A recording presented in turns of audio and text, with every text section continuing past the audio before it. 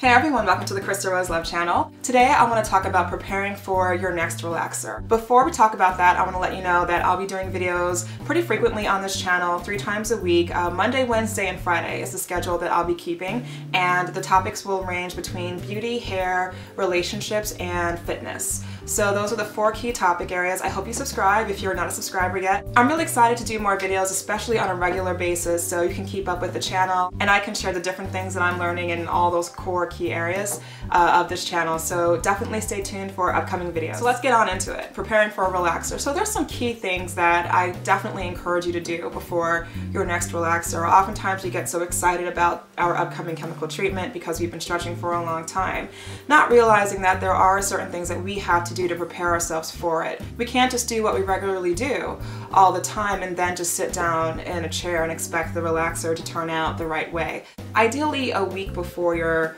relaxer is the last time that you wash or condition your hair. The reason why I stress that is because you don't want freshly washed hair right before you get a relaxer, because your scalp is going to feel it.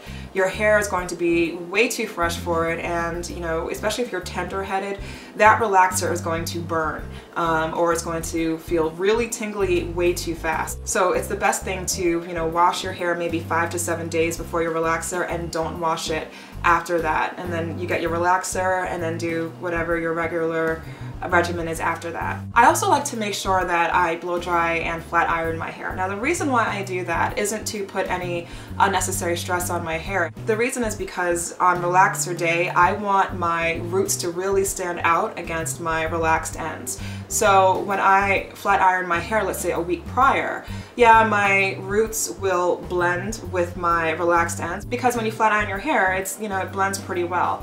But after 5 to 7 days, your roots start to kink up compared to your relaxed ends. And so I really want those the roots to really stand out, so when my hair is getting processed, there's no overlapping that takes place. And so I find that not only is my hair detangled and it's easy to get through during the relaxer treatment, but that my roots after a week, you see the curl in my roots a lot more compared to the straightness of the relaxed ends. So my second tip that I love a lot is to keep hands off the scalp. Like, it's so easy, especially when you get that little itch, to get up in there. Like, I'm not gonna do it right now because I'm in prep mode, but it's so easy to want to get up in there and to just scratch and scratch, and if you feel an itch somewhere, or to do a scalp massage or whatever it is to keep your scalp at ease. But you really don't want to do that the week before a relaxer, because especially if you're tender-headed, and even if you're not tender-headed, you just want to keep your hands off your scalp, because you just don't want to create any abrasions on your scalp. You just want to keep it as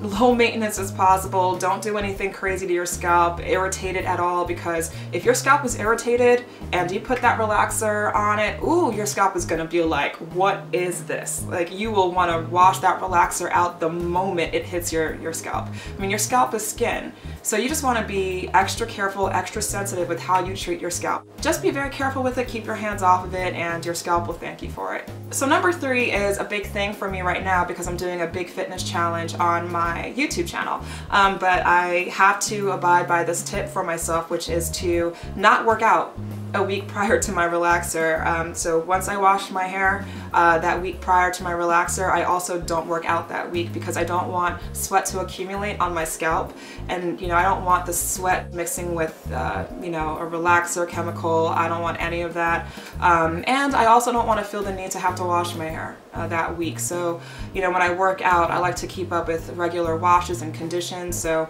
by not working out, I can actually just not have to think about how the sweat's going to interact with the relaxer, and I don't have to think about having to wash my hair very close to the relaxer treatment. And another big thing is, when you work out, when you're deeper into your stretch, it's very easy for your hair to get tangled, and you don't want tangled, matted hair going into your relaxer treatment, because it can just be really frustrating for your hairstylist to have to get through all that, but also the sweat and all that. Just avoid it. Don't work out that week, and your hair will thank you for it. Alright, my next tip is to maintain very low maintenance hairstyles gels the week before your relaxer. You don't want to do a whole bunch of different things to get your hair tangled up or have to put a whole bunch of gels in your hair that you're going to have to wash out within the week prior to your relaxer. So just keep your hair low maintenance. If you have to put like a very wide band, like a cloth band, hopefully lined with some type of satin, something silky, so you don't have a lot of friction, but just something that you can just put around your roots so you don't feel the need to like put gels or whatever in your hair. Just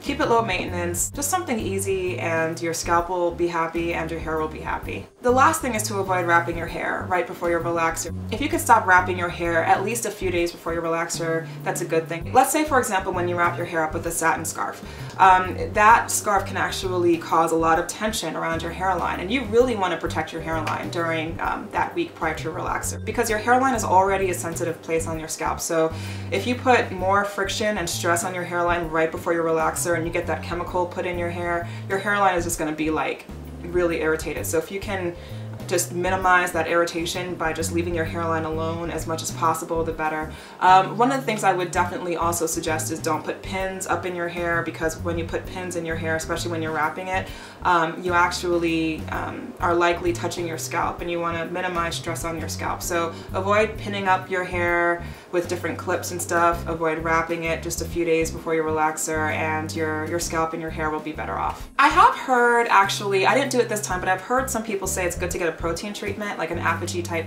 protein treatment, about a week before your relaxer, and then get a protein treatment a week after your relaxer. I didn't do that this time. I didn't get my protein treatment a week before, but I am going to consider doing that in the future. My next relaxer, I believe, is in May, so I am going to maybe do a protein treatment a week before. I'm going to look more into that, but I am going to do a protein treatment about a week or so after this coming relaxer. So that's pretty much it. Those are my tips for prepping for a relaxer. Please feel free to let me know what your tips are in the comments below. Thanks, and I'll see you in my next video.